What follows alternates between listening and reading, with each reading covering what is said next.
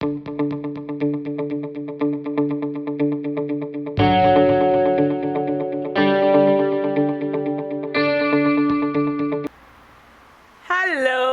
my name is Anita Hogan-Mac and I come originally out of Nigeria.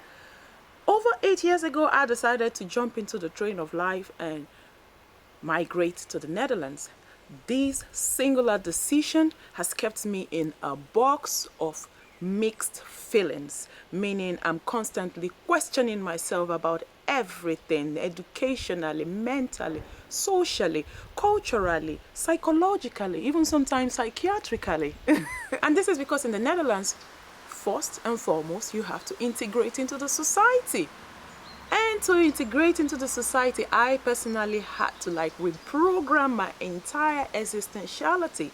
I had to reprogram my mind, I had to reprogram my brain, I had to reprogram my cultural setting to be able to soak in the new culture I have decided to reintegrate myself into.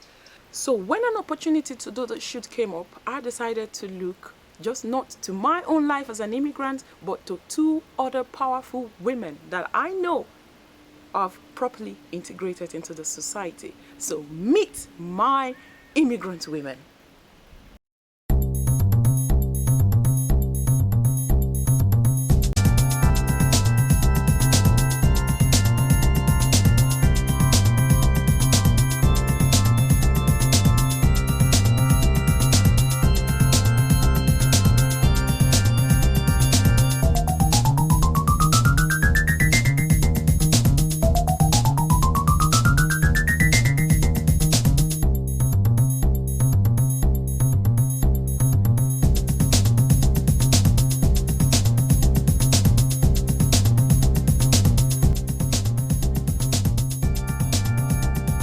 I live in Netherlands for 9 years now, and I work for one small news agency in the tribunal for the former Yugoslavia. I work as a journalist. I follow trials. I write about it. I have 4 boys. I'm a mom to 4 boys, 8, 6, 4, and 1.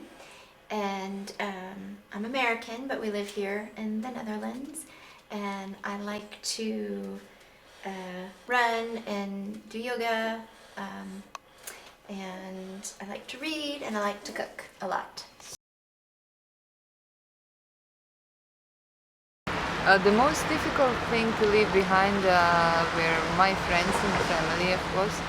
I miss my friends very much still. Today, after 9 years, I use every opportunity to travel there, to visit my parents and family, and to see my friends. Yeah, so when we moved here, I was pregnant, and being pregnant in itself is heavy on a woman, physically, mentally, emotionally.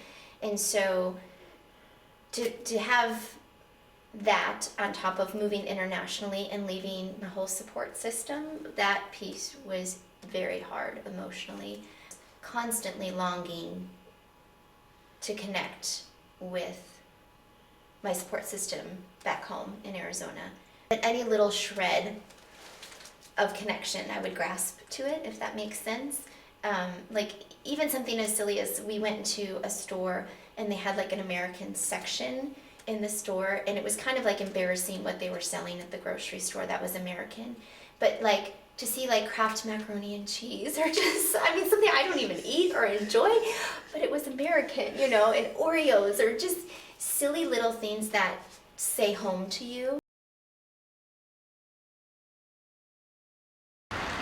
First time when I came to Netherlands, I was in some official place answering questions like why you are here, and I was like, my agency probably sent you my documents, and they said, no, we don't have anything about you. Who are you? I was like, I'm a journalist, and the lady behind the desk said something like, really, journalist? But a little bit suspiciously, I was like, I got angry, and I was like, what do you think, by that? What do you think why I came here,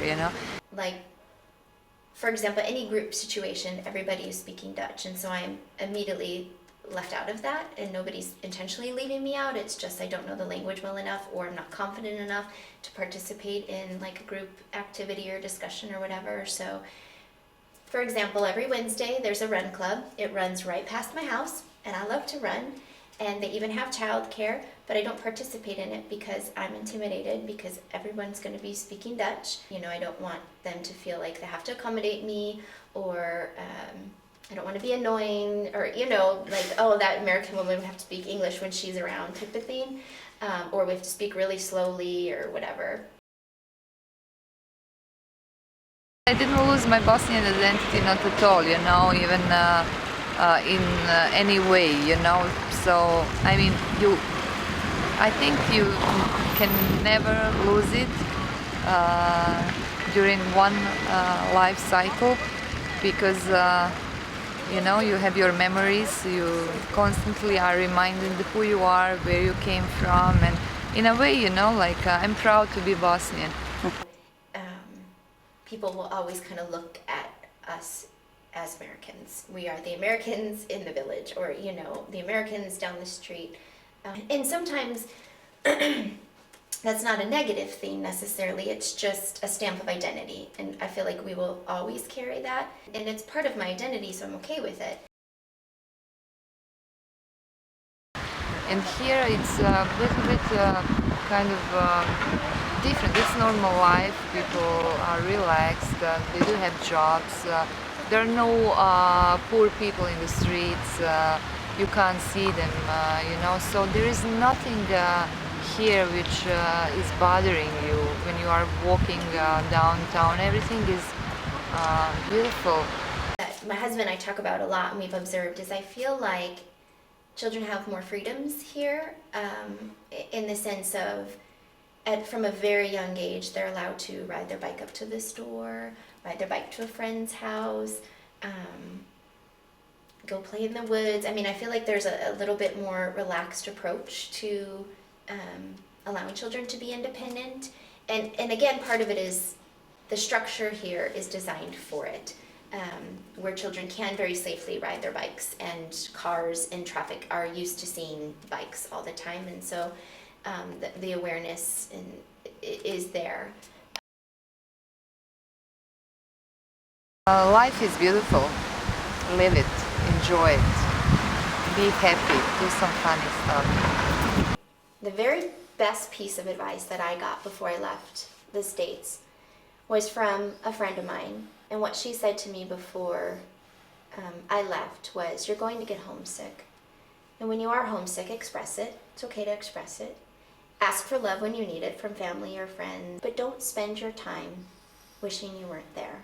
Because when you leave there, you're going to regret that you did that. You know, you're going to say, gosh, I missed out on this, that, and everything because I spent a whole time in the Netherlands missing America. And that's silly. My constant mixed feelings as an immigrant is normal. My final conclusion is, man is a moving object. Some people move a street away from their home, some people move a country away from their home, some people move a continent away from their home, and some people move a planet away from their home. But the saddest kind of movement that mankind has been subjected to is that of people who are running away from their home because of war. These people are commonly known as victims of war. But thank goodness for Western countries like the Netherlands, who have opened their doors to these people to give them shelter, food, and warmth. So ultimately, I can authoritatively say that my coming to the Netherlands has opened my mind up to be more compassionate, more understanding, and most importantly, more tolerant of other races, other culture, other religion, other personalities, other sexualities. Thank you for watching.